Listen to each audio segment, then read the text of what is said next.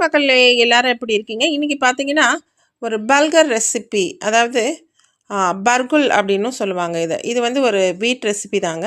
இது ஒரு lunch box ரெசிபியாவும் நம்ம சொல்லலாம். இது பார்த்தீங்கன்னா, ரொம்ப ஈஸி டைஜஷன் உதவுது. ஒரு பிளட் சுகர குறைக்குது.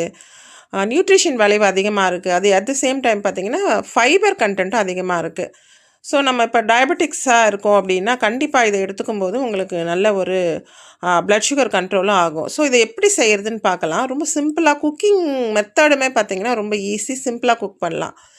ஸோ இதுக்கு வந்து நான் இன்னைக்கு ஒரு 1 கப்பு வந்து இந்த வீட் எடுத்திருக்கேன். இதில வந்து நிறைய வகை இருக்கு. அதாவது பொடியாவும் இருக்கு, ரவா டைப்ல இருக்கு, மீடியம் டைப்ல இருக்கு, இன்னும் கொஞ்சம் பெரிய டைப்லயும் இருக்கு. நான் வந்து பொடி ரவா தான் எடுத்திருக்கேன்.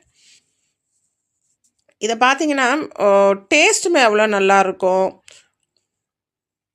ஈஸியா ஒரு பாக்ஸ்ல நீங்க ஒரு டிஃபன் பாக்ஸ்ல போட்டு காலையில குக்கர்ல பட்டுன்னு ஒரு 10 நிமிஷத்த தாளிச்சு குடுத்து அனுப்பிடலாம்.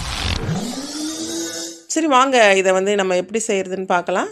ஸோ இந்த வீட்ட வந்து உங்களுக்கு காமிச்சிருக்கேன் பாருங்க. இது வந்து பொடியா இருக்கிறத நம்ம எடுத்துருக்கோம்னு சொல்லியிருக்கோம். இது குக்கர்ல வந்து கொஞ்சமா எண்ணெய் போட்டு ஒரு 1 டேபிள் ஸ்பூன் அளவுக்கு ஏன்னா 1 கப்பு தான் நம்ம வந்து இந்த வீட் எடுத்திருக்கோம். கொஞ்சம் கடுகு உளுத்தம் பருப்பு, அதுக்கப்புறம் பார்த்தீங்கன்னா, கொஞ்சமா பச்சை மிளகாவோ, இல்ல காஞ்ச மிளகாவோ சேர்த்துக்கலாம். கொஞ்சம் கடலைப்பருப்பு இதெல்லாம் ஜீரகம் போட்டு தாளிச்சுட்டு, அது கூட வந்து இந்த வறுவல் வீட்டையும் நல்லா வறுத்து எடுத்துக்கலாம் மீடியம் ஃப்ளேம்ல. ஸோ இதுக்கு முன்னாடியுமே நீங்கள் கொஞ்சம் ட்ரை ரோஸ்ட் பண்ணிக்கிட்டதும் நல்லது தான்.